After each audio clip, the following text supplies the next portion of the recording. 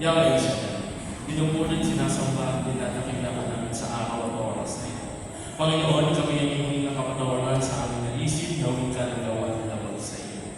Panginoon, kami nagpapasalamat sa lahat ng biyaya at pagpapala ng pinagkaloob. Panginoon, kami lumalapit, narinig, loob, na humingi ng panalangin, Panginoon. Na lahat ng aming panalangin sa aming puso ay answered prayer. Na lahat ng mga nandito sa oras na iyo ay iyong pagpapalangin. Na lahat ng mga wala sa lugar na ito ay iyong panunumbalik. Na lahat ng aming prayer request ay answered prayer. Ito ang aming samang sa ngalan ng Ama, ng Anak, ng Espiritu Santo. Amen. Purihin ang Panginoon.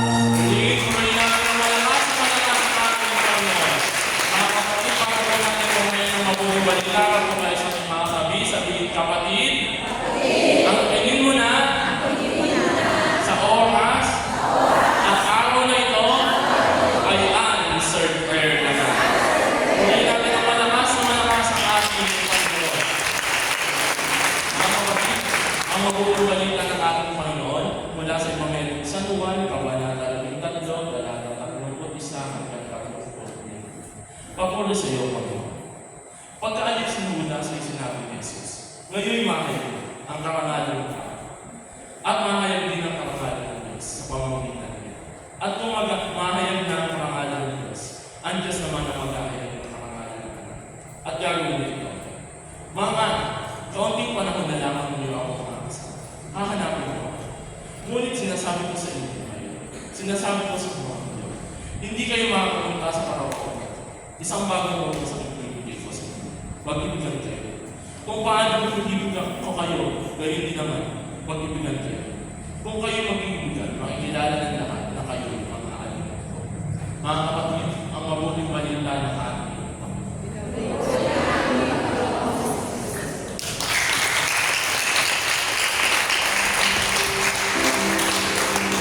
Lord, malakas na malakpas sa ating Diyos sa buhay. Hallelujah. Praise God. So, bumabaling sa inyo sa pinagpala kamiyayang gabi, mga kapatid. Sabi mo sa katabi mo, pinagpala ka na ni Yahweh Shaddai. Amen. Umalakpak yung naniniwala, pinagpala ng aming Panginoon. At tayo gusto sa presensya ng ating Panginoon. Mga kapatid, sa gabi ito, ang pagsama na nais kong ibahagi sa inyo ay pumapagod kong love one another o ibigin natin ang isa't isa. At ang tema ko nito, Jesus' death demanded a new commandments. Ang kamatayan ng Panginoon, mga kapatid, ay nag-aaral sa pag-utos sa atin na sundin ang kanyang bagong utos. Alam niyo po, kapag ang isang tao ay may pupuntahan, kapag ang isang tao ay aalis, mayroon siyang napakahigpit na tabi-piling.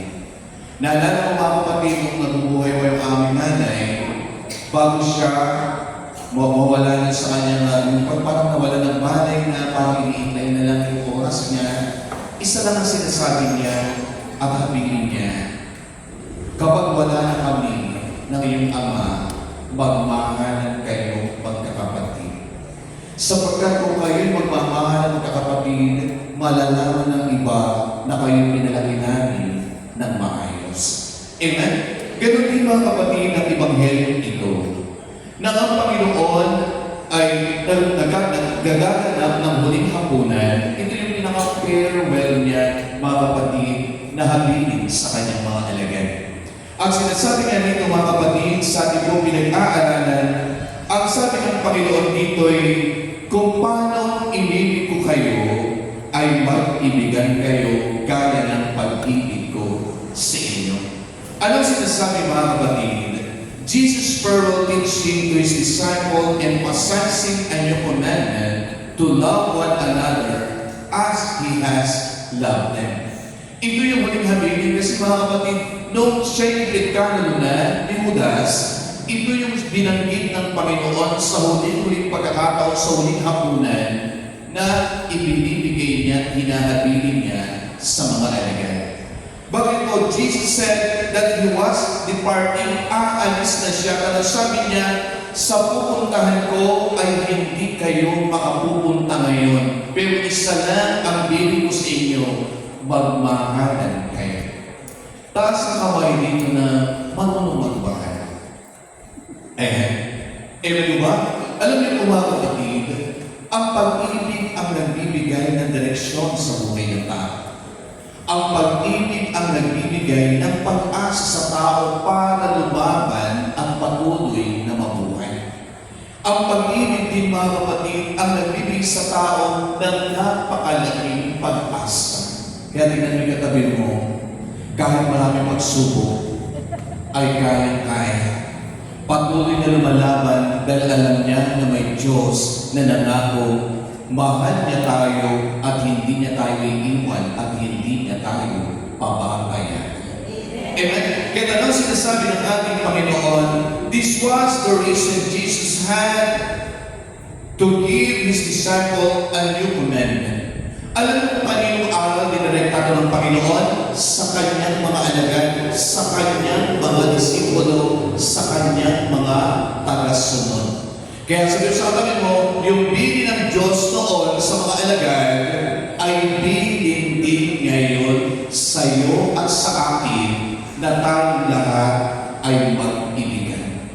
Amen? Walang itinuro ang Panginoon na sinabi, magkaroon kayo ng samaan ng loob at alitan. Anong bilin ng Panginoon?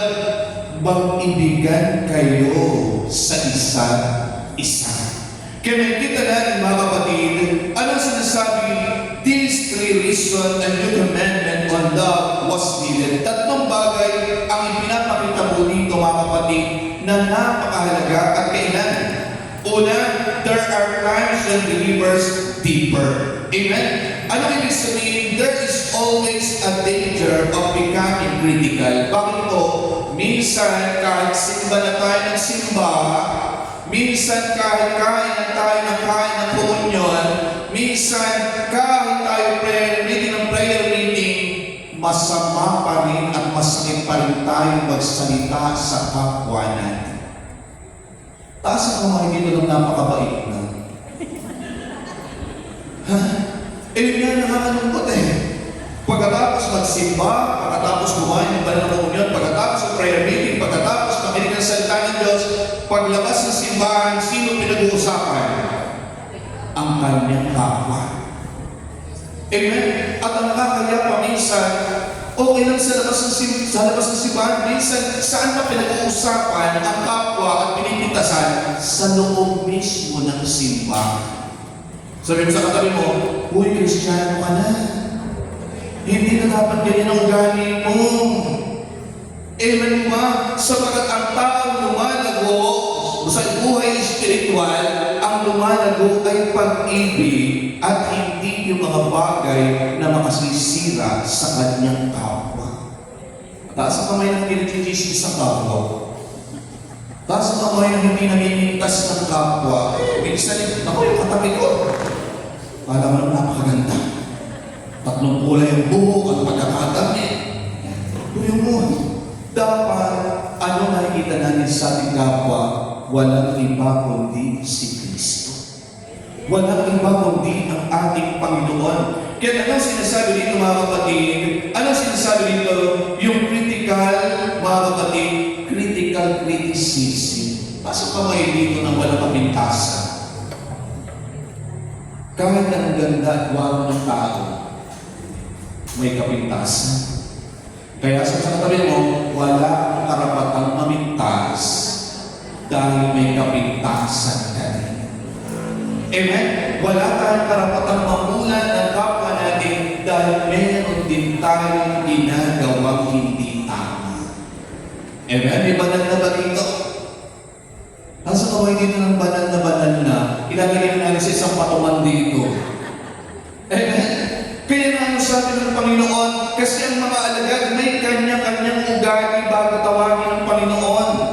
At ang gusto ng Panginoon, kahit siya'y aalis, hindi sila magkakanya-kanya, kundi sila magsasama-sama, magtutulungan sa isa't isa.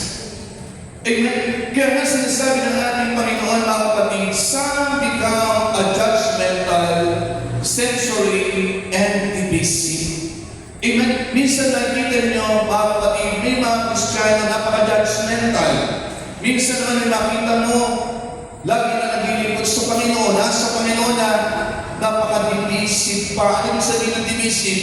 It creates division. Amen? Gumagawa siya ng pagkakahati-hati. Ano ang tinuro sa atin ng Panginoon?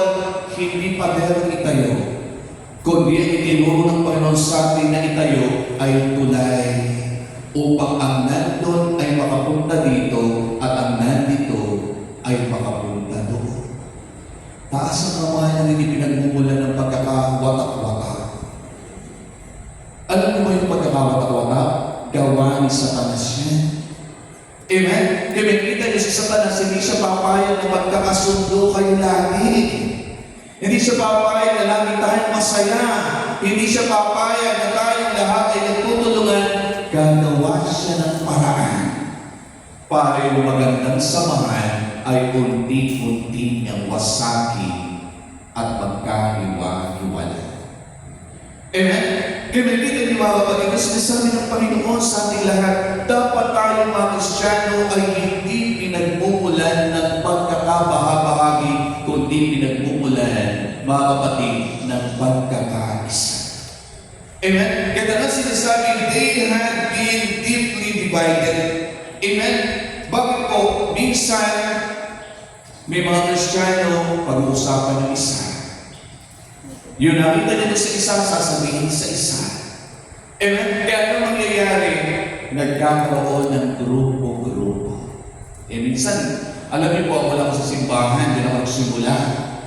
Minsan, pare-parehong samahan ng simbahan, hindi magkakasundo, nagpapasikatan.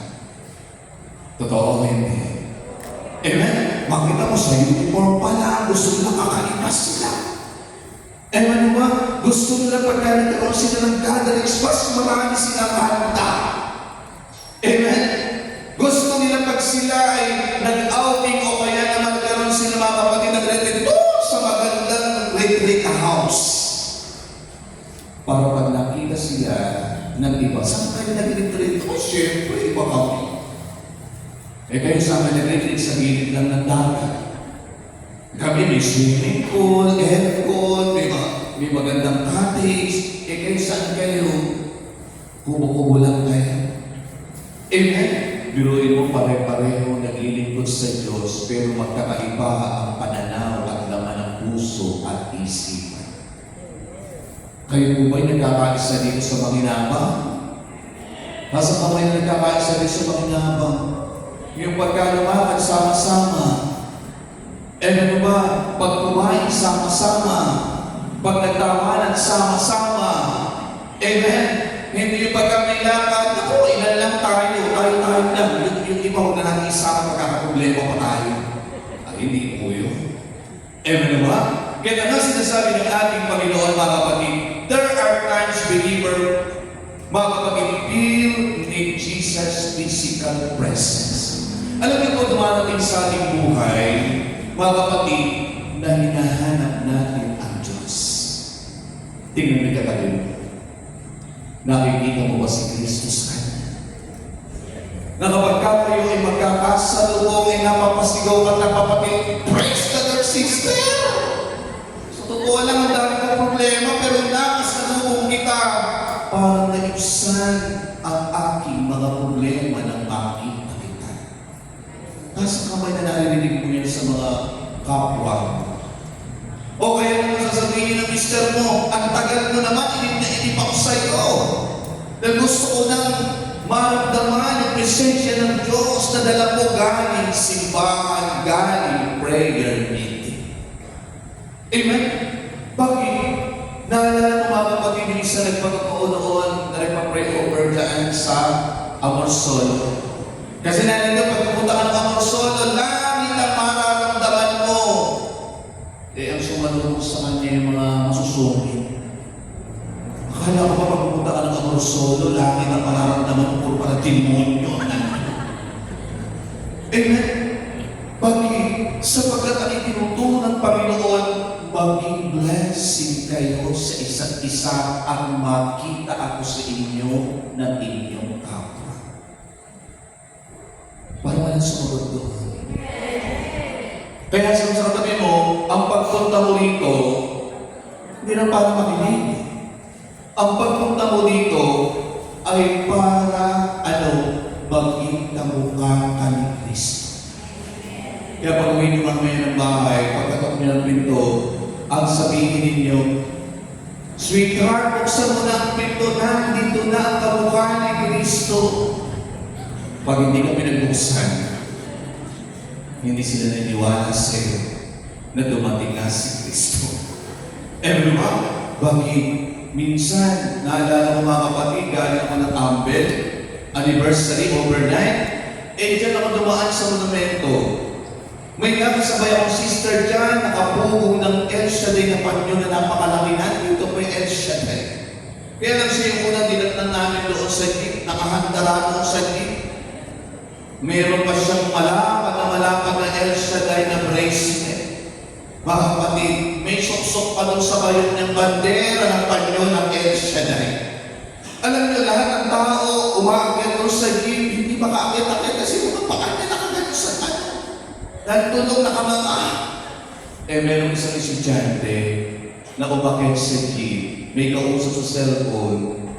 Mga kapatid, hindi napansin yung paa niya natapakan. Nung matapakan yung paa niya, nagpura. P.I. Sabi niya gano'n, hindi ba alam na kaya? Malapit ako sa kanya, meron din ako bracelet ng El Shaddai. Lumayo ako. Lumipat ako doon sa may gawin ng driver. Bakit? Baka makita kami pareho ng mga pasahero. Mga Elsiaday, mga ito. Ganyan pala mga ugali ng mga Elsiaday. Kaya sabi sa katabi mo, be aware. Nag-Elsiaday ka na. Amen po ba? Na ano dapat makita sa atin ang bunga? Ang bunga ng banal na Espiritu, ang kabutihan, kagalakan, kabaitan. Amen po ba? Pagpipigil sa sarili. O nasa kamay na may mga ganyan ka ng bunga. O anong bunga ninyo? Baka bumaharap mo. Amen po ba? Kaya naman mga kapatid, ito ang sinasabi ng Panginoon. Sasabihin ninyo ng mga lingkod ko kayo, dapat paniwalaan kayo ng tao. Sasabihin ninyo kayo ay mga Kristiyano, dapat makita sa inyo ang larawan ko. Tingnan mo nga ng katabi mo, may nababakas ka ba Kristo sa itsura niya? Alam mo may mga tao, pag nakasama mo, kakaiba yung nararamdaman. At ang sasabihin mo, salamat nakasama kita. Ang dami kong natutunan sa iyo. Eh, ba? Bakit? Sapagkat may mga tao na hinahanap ang Diyos at kung ano ang Diyos, pero hindi nila makita ang Diyos. Taas ang kamay ng marami ng naakay. Na pag sinabi mo, sumama ka sa El Shaddai, ako sasaya ka. Mararanasan mo ang kapangyarihan ng Diyos at kapayapaan na hinahanap mo. Pero narinig lagi ng kapitbahay niya, nagmumura siya at balisan. Eh, ba? Kaya mga kapatid, sinasabi ng Panginoon, ipakilala niyo ako sa lahat. O kalapit katabi mo, responsibilidad mo yan na makita ng lahat kung ano si Kristo at kung sino si Kristo. Amen? Kaya na sinasabi mga kapatid, believers are need to meet the needs of each other for companionship. Bakit? Maraming tao naghahanap ng masarap na kasama. Maraming tao naghahanap ng tunay na pagmamahal. Amen? Kaya na kapag ikaw ay Kristiyano, dapat ikaw ang mas mainit magmahal. Amen? Kapag tayo Kristiyano, dapat tayo ang mas maunawain sa ating kapwa. Maunawain na po ba kayo? Tapos kamay dito ng malawang na ang pasensya. Kahit yung kasama niya napakakulit. Kahit yung kasama niya tagal-tagal sa gawain, ganit pa rin yung ugali, naiintindihan niya. Nauunawaan niya. At ano sinasabi niya? Dapat ay unawain natin sapagkat tayo ay ang lubos ng nakakilala sa Diyos. Amen? Bakit? Marami mga kapatid, ano? Lumalabas pa rin ang dating ugali. Lumalabas pa rin sa bibig niya yung mga salita na hindi karapat-dapat. Kaya sa katabi mo, mag-ingat ka, lalo na sa mga mahal mo sa buhay. Bakit? Dahil binabantayan ka nila, dahil ang gusto nilang makita sa iyo ay ang tunay na larawan at ugali ni Kristo. Amen? Ganda na sinasabi mga kapatid, there is a need something else to hold them together. Amen? Bakit? Sapagat isa lang may mga tao, mga kapatid, naghahanap sila ng mga totoong tao, mga totoo na nagmamalasakit sa kanila. Mga taong handa silang alalayan at alagaan at turuan unti-unti kung ano ang nararapat at dapat na maging buhay nila. Kaya ano sinasabi, siya'y nagiging isa ng sandigan ng kanyang kapwa. Di ba sabi ng Panginoon, mga kapatid, ang buti ng mustasa ay napakaliit. Pero kapag iyan ay ginasik mo at tumubo at lumago at lumaki, pati mga ibon ay nakapapamugan sa kanila ng may kapayapaan. Mataas ang kamay dito na nakapagdudulot ka na ng tibay at lakas ng loob sa iyong kapwa. Ha? lalo na kung walang kapera-pera. Amen ba? Na kapag ikaw yung kasama, nahihikain mo siya, magpakatibay ka. Magpakatatag ka. Na kapag sinasabi niya na hindi na niya kaya, kaya mo yan, ipagdadasal kita. Kaya mo yan sapagkat sasamahan kita ng makabangon muli sa buhay mo at sa kalalagayan ng buhay.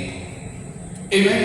Bakit mga kapatid? Ito ang nais ng Diyos. Kaya nga tayo, dapat may pakialam tayo at malasakit sa ating kapwa.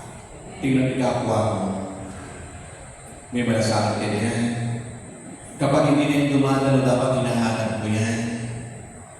Di ba? Kapag siya yung mga problema, dapat pinapayuhan mo yan. Kapag siya nawawala na ng pag-asa, dapat ikaw ang nagagamit ng Panginoon upang siya magkaroon ng pag-asa. Kaya tanong sinasabi dito mga kapatid, in all of this, new commandment is the answer mga kapatid. The new commandment is to love as Christ loved. Ano sabi ng Panginoon? Magmahalan kayo katulad ng pagmamahal ko sa inyo. Bakit ang pagmamahal ng Panginoon? Agape love.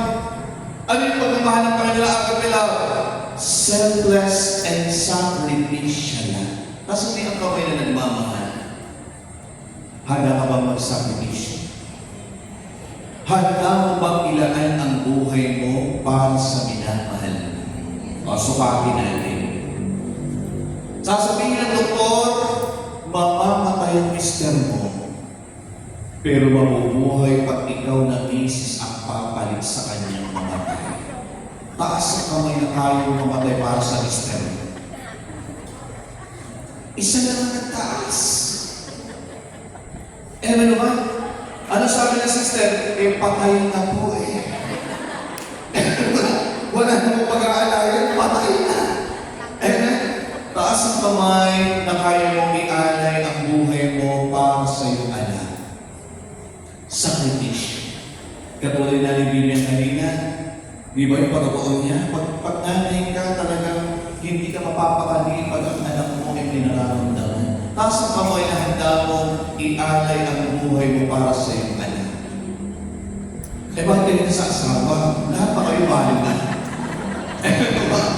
Amen? Kasabihin ng doktor, mamamatay ang mister mo, pero payag ka ba na mabuhay ang mister mo kung ikaw ang pangkat? Eh baka sabihin mo, ako tama na po. Ito talaga naman, nakatubo na lang yan. Kung pwede ka, bunutin na lang yan. Amen? Nang matapos na, pag-uusan. Amen? Naalala mo ang isang ina na nagpa-pray over ng kanyang anak. After kumanto, anong sabi niya, sumama po kayo sa ospital para ma-pray yung aking anak. Alam niyo, nanay, taranta.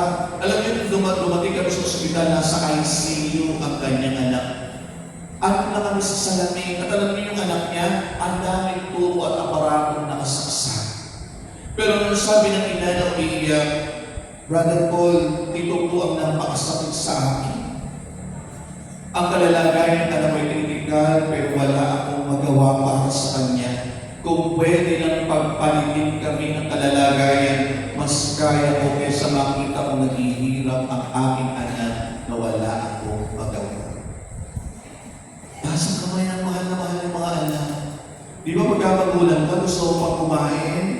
Pag sinabi ng anak mo, nagutom pa siya, isusubo mo na lang. Ay, ibigay mo pa. Bakit? Iyon ang pag-ibig, handang pagbigay.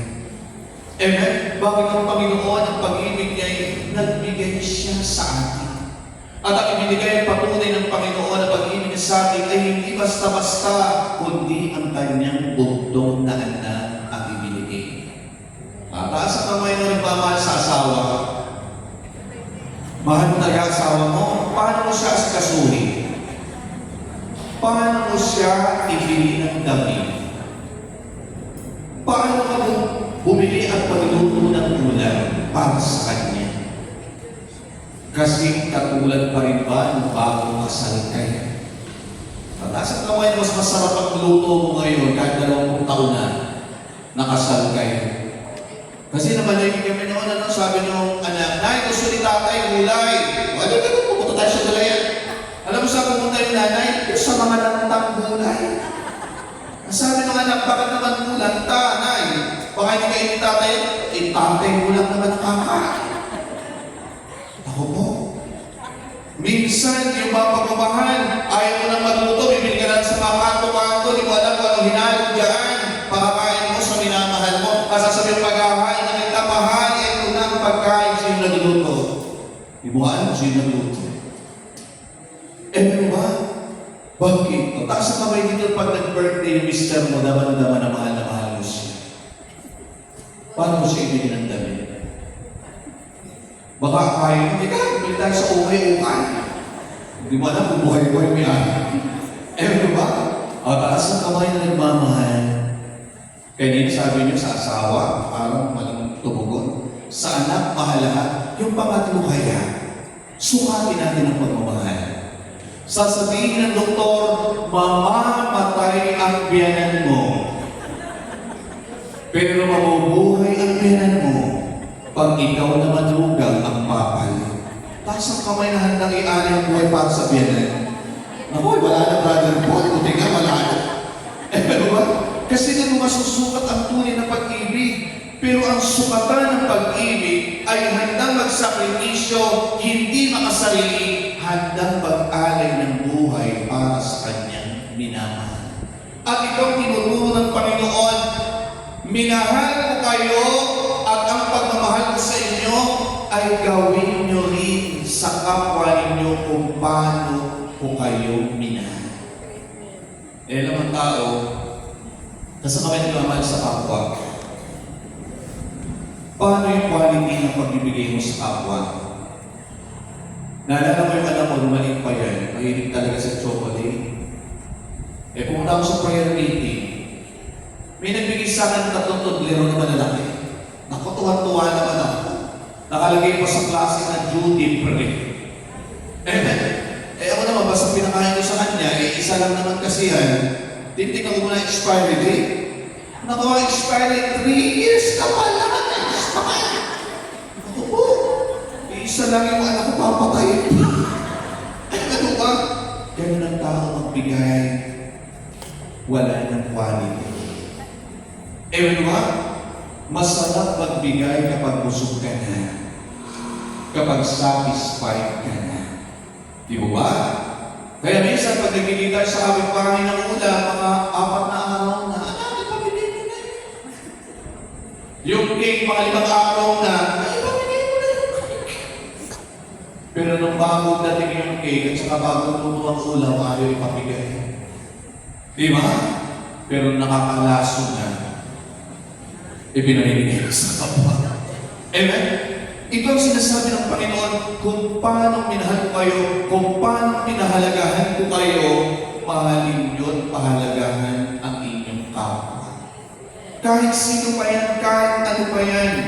Kaya ano sinasabi ng ating Panginoon, mga kapatid, this is not the old commandment, love your neighbor. This new commandment was given only to the disciple. Sa disipulo ito, ina-address ng Panginoon.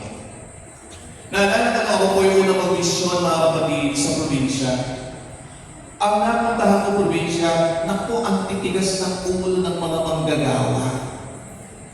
Kaya alam niyo mga nagtagal-tagal siya doon, mga ginagawa ko dito, ba't ba ito mga tao na dito, makaano-ano yung tsatsaga o kausapin, ikaw-sili, payungan, nanahigit ako sa amin, tapos ganito yung mga tao, makakarap ko, pero doon ako tinuruan ni Lord.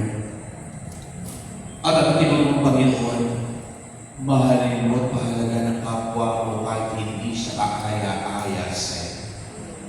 Hindi na katabi mo. Kahit hindi marunong umiti yan. Di ba? May mahalin mo yan. Kahit hindi siya kasing ganda ng iba, mahalin mo yan. Bakit? Sapagkat tatanungin tayo ng Panginoon, kumusta ang kapatid mo? Anong ginawa mo sa kapatid mo? Di ba nasabi ng kapatid? We are a brother's keeper. Amen? Kaya tandaan mo yung mukha ng katabi mo, pag hindi mo na nakikita yan sa tabi ng upuan mo, hanapin mo na yan. Hahanapin niya ni Lord sa'yo. Amen? Kaya na sinasabi dito mga kapatid, sa ating pinag-aaralan, This the spiritual love that is to exist between believers and brother and sister. Ano sinasabi ito? Ito yung spiritual love. Amen? Alam mo kapag ikaw ay lumalago na sa buhay spiritual, kaya mo nang unawain ang tao. Kaya mo nang unawain ang kapwa mo. Hindi mo na siya papatulan, kundi uunawain mo siya. Tuwakan mo yung kamay na katabi mo. O kahit ganyan ka, unawa kita. Minsan ka gusto na kitang bakuhan. Gusto na kitang iwanan sa ugali mo na yan. Pero dahil mahal kita at bilang ng Diyos, hindi kita iiwan.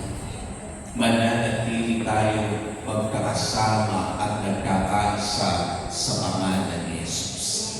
Amen po? Papalakpakan natin ng Panginoon. Amen. Kaya ito sa isang kapatid, ang sabi po rito, mga kapatid, ng ating Panginoon, the love being commanded is the love of Jesus Himself. Yung pag-ibig na iniuutos niya na i-alay natin ibigay sa ating kapwa ay katulad ng pag-ibig niya. It is the love of Jesus that dwells in the heart of the believers. Ito yung pag-ibig na nananahan sa ating puso. And po, ito yung pag-ibig na inilagay ni Lord sa atin. Kaya alam niyo po, pag nagmamahal ka, natatabunan ng pag-ibig ang anumang bagay at pagkukulang at kapintasan ng iyong minamahal. Taas ang kamay dito na napaka-perfect ng asawa mo. Wala, di ba? Sabi pa nga ng nanay mo, niligaw mo, tumigil ka! Huwag yan ang tanggapin mo, huwag yan ang pakasalan mo. Napakaraming bisyo, napakaraming kinasama, daming niligawan. Sasakit ang ulo ko dyan. Pero habang nakikinig ka, may plano na pala kayo magtanan. Habang nanay mo nagsasalita, nung madaling araw, umalis ka. May dalakad namin. At kanino ka sumama doon sa lalaking pinipintasan ng nanay mo at tatay mo na ayaw nila. Bakit? Kapag nagmamahal ka, hindi mo na napapansin ang kakulangan ng minamahal. Taas ng kamay na gandang-ganda ka sa misis mo. Ha? Gandang-ganda ka. Napakabumangera, napakasuglana, pero gandang-ganda ka. Na sinasabi mo kahit ganyan ka, mahal na mahal kita. Ba? Kaya alam niyo yung pag-ibig na tunay, hindi ang tinitignan niya ng panlabas. Ba? Walang sukatan ang tunay na pagmamahal. Naalala ko nung ako'y choir pa, kumata ka sa simbahan sa Bulacan. Kumata kami sa kasal. Ang ikinasal ay napakagwapong lalaki. Siyempre, lalaki nasa unahan niya. Nag-iintay ng bride. Ang sarado pinto, mga kapatid, dahil namin mga bisita, usap-usap, napakaganda siguro ang misis niya. Napakagwapo mga artistahin ng lalaki. Nung kumanta na kami ng wedding march, unti-unti nang binubuksan ang pinto. Nung mabuksan ang pinto, akala namin may flower girl na naiwan sa labas. Na napakahaba ng mapa. Ang lakad pa ng babae, ganun. Napakaliit na babae. Semi-ano siya, unano. Mga kapatid, ako umugong na. Ang mga malakas pa yung ugo ng mga salita sa kanta namin. Bakit? Ito maganda na mga asawa. Kidami-dami naman maganda. Kidami-dami naman mga kasukat niya. Halos kapantay. Bakit naman? Yan ang pinili. Alam niyo matapos ang seremonya, tinanong ng paring lalaki, ano ang nagustuhan mo sa kanya at siya ang pinakasalan? Hanggang dito lang ng lalaki. Ano sabi ng lalaki? Siya po ang pinaka-greatest gift ni Lord na ibinigay sa akin. Kung pwede lang sumigaw, may nanalo na, tama na. Ba? Bakit? Ang tao ganun mapanuwi. Pero ang pag-ibig, kapag nagmamahal ka, hindi mo iisa-isahin at nakikita ang kapintasan ng iyong ginagawa. Nakita niyo yung nagmamahalan, nakasakay sa jeep, wala sila kung nakikita. Di ba? Magkatinigan sila na ba doon saan? Minsan nag-aalis ng panamuta, minsan pinapahilang ka ng panyodi. Wala sila nakikita, kundi ang nakikita nila yung ganda at pag-ibig nila sa isa't isa. Amen? Dahil ang tunay na pag-ibig ulitin ko, natatapunan, nakapintas ng kakulangan ng iyong minamahal. Kaya di ba, minsan sinasabi niyo, kung hindi lang kita mahal, matagal na kitang nilayasan. Matagal na kitang pinalitan. Pero sino ang nagtatay doon upang manatili ang pagkakaisa nila at pagiging isa? Walang iba kundi ang pag-ibig. Kaya hawakan kami ng katabi mo. Sabi mo, I love you very much. With a love of the Lord. Hindi ko na nakikita yung pagiging masungit mo. Hindi ko na makikita yung pagiging kuripot mo. Hindi ko na nakikita yung pamo ang ilong mo o maitim ka. Ano nakikita mo? Lahat maganda. Dahil kapag ang pag-ibig ang umiiral, lahat ng bagay ay maganda. Naniniwala ba kayo doon? At yung may katabi mo, may nakikita ko ng kapintasan niya? Wala. Bakit? Sapagkat ang pag-ibig ay makapangyarihan. At kapag ang pag-ibig ang ibinigay mo sa iyong kapwa, nababago ang buhay ng iyong kapwa. Eh, di ba? Naalala ko nung ako nag-talk sa rehab, sabi niya, Father Paul, pwede po ba ako humingi ng payo? Sabi ko, kapatid, ang ganda pala ng buhay niyo, mayaman kayo. Pero bakit mo sinila sa droga ang buhay mo? Ang dami ng pera, meron pa nga siyang sariling sasakyan. Lahat ng gusto niya bibili. Alam niyo po, sabi niya, ang buhay ko pala ng tao wala sa pera. Kahit wala akong pera, basta may pag-ibig, napakasarap na buhay. Pero ang tao ko pala, kapag hindi nakakaranas ng nagmamahal sa kanya, kaya niyang wasakin at sirahin ang buhay. Nasa kamay ang gusto mo magbago at tao. Nasa kamay ang gusto magbago yung anak mo, yung asawa mo, yung kapatid mo, yung mga tao na kapaligid sa iyo. Huwag mo siya laging sigawan. Huwag mo ipamukha sa kanya ang kakulangan. Huwag mo ipamukha sa kanya ang makasalanan ng ilang ulit na ginagawa, kundi ang ipadama mo ay kahit ganun siya, ay mahal mo siya at mahalaga siya sa iyo. Amen? Kaya naman, di ba yung anak mo matigas sa ulo? Sabi mo sa kanya, ano mo anak, 10 kayo magkakapatid. Ikaw yung sinasabi nila, nakabigatan ng pamilya, pero hindi totoo na. Dahil kahit ganyan ka, mahal na mahal ka ng nanay at tatay. Alam niyo po, mababagay tao. Dahil ang tunay na pag-ibig ay walang iba kundi si Kristo. At kapag ang pag-ibig ibinigay mo sa kapwa mo, ang ibinibigay mo sa Kanya ay ang Diyos. Sapagkat ang Diyos ay pag-ibig. Ang Diyos ay pag-ibig. Kaya kung may mga problema kayo sa iba, pag-ibig ang isukuhin. May problema kayo sa mister ninyo, sa kapatid ninyo, pag-ibig ang ibigay mo. Sapat ang pag-ibig na binibigay mo ay walang iba kundi ang Diyos na magbabago ng puso niya, isip at pagkatao. Kaya nasabi ng Panginoon, mag-ibigan kayo, magmahalan kayo, magmalasakitan kayo sa isa't isa. Kaya sa katabi mo, hindi pwede kang mabuhay na wala kang kapakialam sa kapwa mo. Walang taong nabubuhay na nag-iisa, kailangan niya ang kapwa niya. Amen? Palapakan natin ang Panginoon. Amen?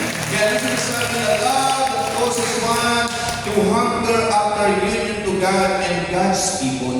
Ito yung pag-ibig, mga kapatid, na naghahatid sa tao na kauhawan niya ang pag-ibig at pakikipag-isa sa Diyos. Amen? At sa kanyang kapwa-tao, love that shares needs and blessing and joy. Ito yung pag-ibig na handang magbahagi. Ito yung pag-ibig, mga kapatid, na nagpapala sa buhay ng tao. Ito yung pag-ibig na naghahatid sa tao upang siya'y maging masaya. Tingnan mo yung katabi mo. Kapag yan ay nakangiti araw-araw, puno ng pag-ibig yan. Bakit? Kapag ang tao pinag-usapan ng pagmamahal, lahat ay nakangiti. Lahat ay masaya. Nakita niyo yung dalawang talagang ang pinag-uusapan ng mga naliligaw sa kanila nagtapat na ng pagmamahal. Hakiki ka ng hakiki. Ano ba? Bakit? Sapagkat ito ang naghahatid sa atin ng nagalahan. Nasa kamay doon sa maging masaya araw-araw, magmahal ka. Magbahagi ka ng pagmamahal at magiging masaya ka araw-araw. Nakita niyo po yung mga tao hindi na nakakaranas ng pagmamahal. Tanong at tanong, paano ba? Mahal mo pa ba ako? Ewan mo ba? Maski nga yung tao mga kapatid na may tanong ng buhay, alam mo marami nagmamahal sa kanya, anong panalangin niya? Lord, habaan mo pa po ang buhay ko.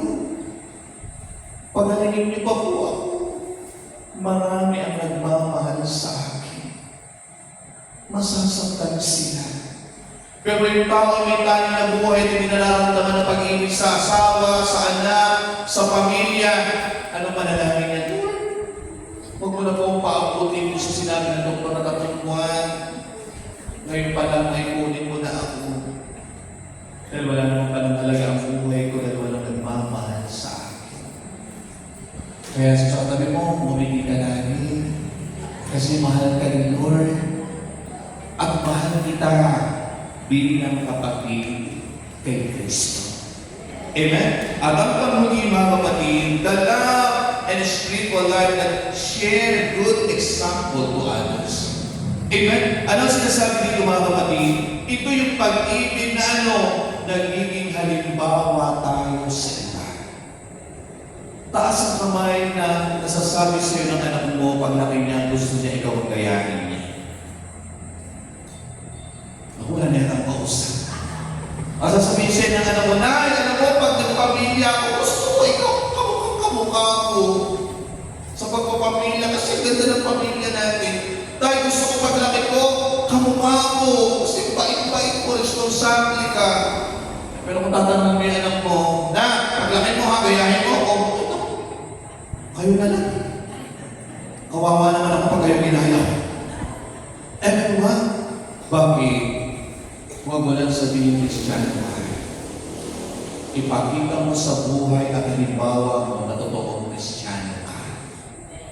Amen? Pag sinabi mo lingkod ka ng Diyos, huwag lang sa salita, kundi makita sa ating ginagawa araw-araw. Amen? Bakit? Hinahanap ng maraming tao ang Diyos.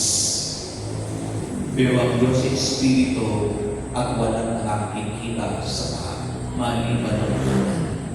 Pero sa isang taong puspos ng Espiritu Santo at ang naghahari sa puso niya si Kristo, makikita mo ang Diyos sa Kanya.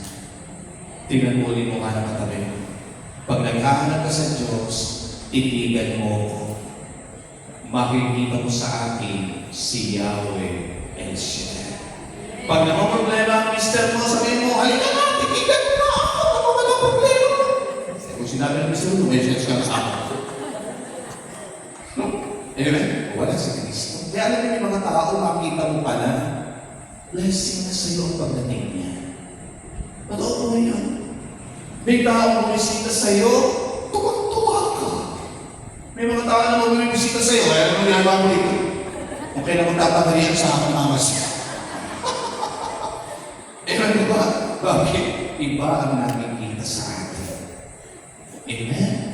Kaya pag uwi nyo ngayon, naabutan na ng problema, anong sabihin mo? Anak, ang problema ka ba? Titigan mo nanay. Bakit? Dahil kung nasa atin si Kristo, ang halimbawa na hindi sa atin ay papanisan niya. Amen? Ano sabi? Action speaks louder than words. Amen? Huwag kang magpapayo ng hindi mo ginagawa. Huwag mong sasabihin sana kung magpakabait ka kung hindi ka naman talaga totoong mabait na nanay at tatay. Huwag mong sasabihin sa mga apo mo, mga apo, ang lola ninyo yung napakaganda ng kalooban. Eh kung iniilapan ka ng mga apo mo, hindi niniwala. Eh, di ba? Ako po natutuwa, bakit po? Kasi yung anak ko, kahit hindi ko po siya inaayos sa ganito, pangarap din po niya yung ginagawa ko ay gawin din. Amen? Pangarap din niya na makapagpahaging sa Diyos, kaya pangako niya sa Panginoon, after 10 years, nakagraduate na siya ng college, kasi 16 pa lang siya ngayon, senior high, next year college na siya. Pero after niya makatapos ng college, papasok siya doon sa College of Divine Wisdom. Dahil gusto niya pagdating ng araw, katulad ko rin tumayo para magpahayag ng salita ng Diyos. Hindi ba lang pag sabihin, ba? Kung sasabihin ng anak ko, ganda naman friend siya, pupunta pa ako sa babae, kakamera ako pa kayo. Di ba? Namasa. Kaya mga kapatid, ipakita natin si Kristo sa mga taong naghahanap sa Kanya sa pamagitan ng pag-ibig at mabuting halimbawa na nakikita sa Kanya. Pinagpunan ba kayo? Kaya pag nabasyo dito, dali niyo yung pag-ibig. Ibahagi niyo ang pag-ibig at ipakita niyo ang tunay na halimbawa ng pagiging lingkod at tagasunod ni Yahweh. Alam niyo po ang mundo ito'y napakagulo. Pero isa lang ang susi upang magkasundo-sundo. Isa lang ang susi para magkaisa. Isa lang ang susi para hindi magkawatak-watak. Walang iba kundi ang pag-ibig. Dahil kung pag-ibig naghahari sa puso ng tao, hindi ka papatay ng tao, kapwa mo tao. Hindi ka mandadaya ng kapwa mo tao. Hindi ka mananakit dahil nagmamahal ka.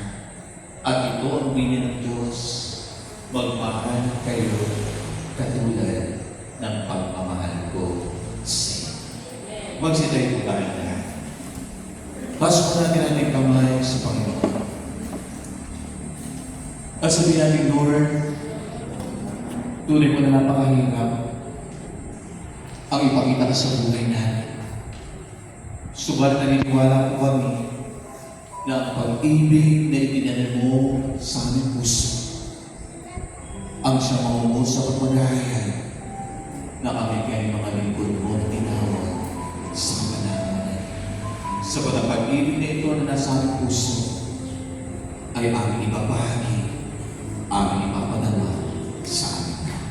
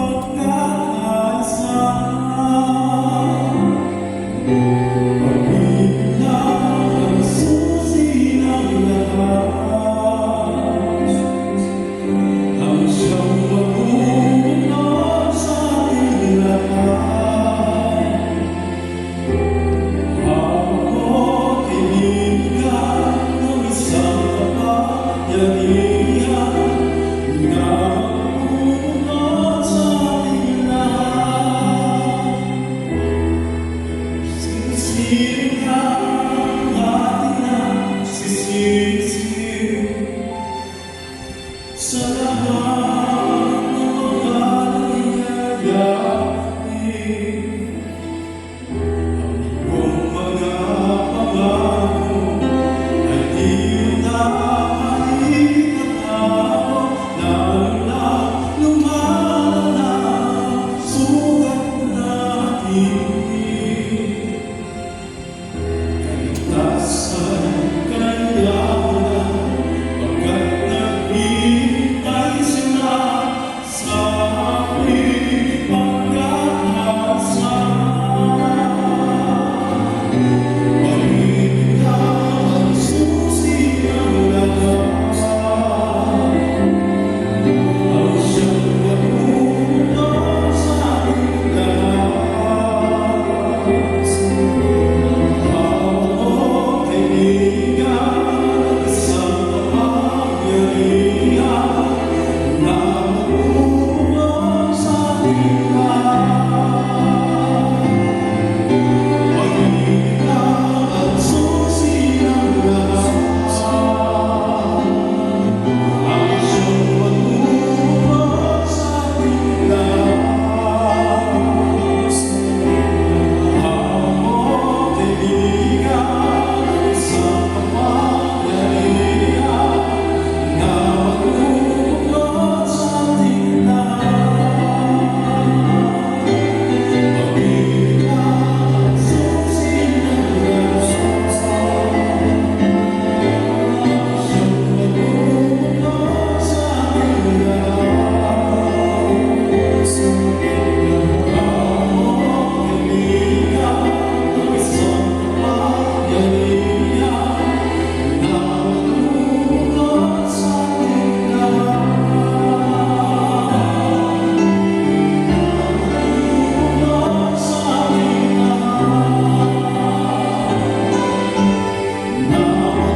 matulog sa ating lahat.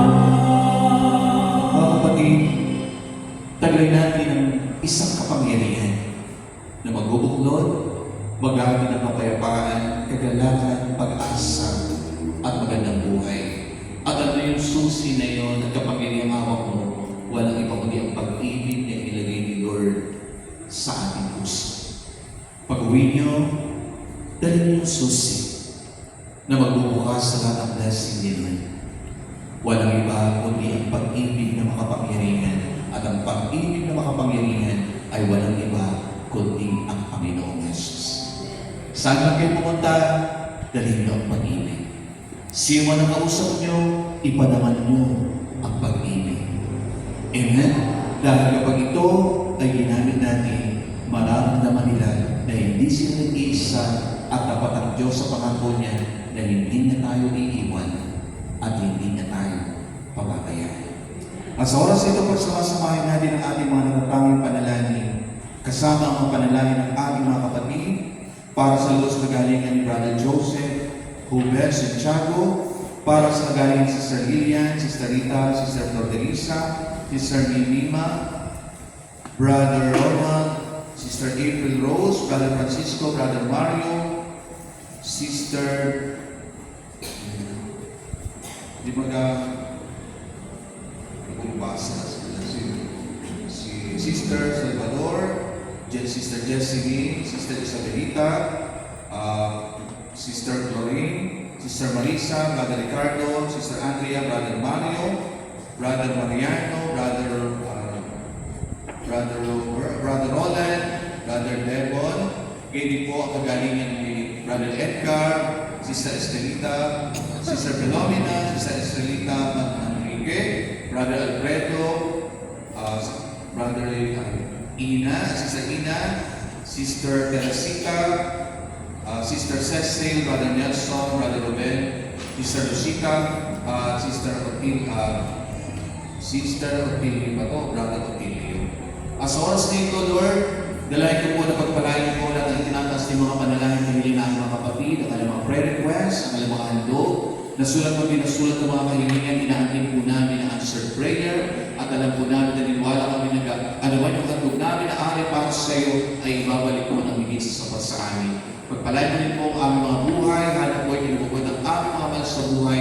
Pagpalain mo rin po ang gawain ng Panginoon dito po sa chapter sa Rosario Parish, Panginoon. Pagpalain mo na ng mga magagawa, mga awit, mga nagtutog, ng mga prayer partners, inaangkin namin, Panginoon, sa paglabas namin dito, ikaw ang bahay sa amin, daldala namin ang pag-ibig na ibabahagi namin sa aming kapwa at sa mundo ito. At inaangkin po namin ang tagumpay at ang answered prayer ay uwi na po namin sa pangalan ng Ama, Anak sa Diyos Santo, Amen. Pagpalain natin Yahweh Shaddai at alin natin ang susi, walang iba kundi ang pag-ibig na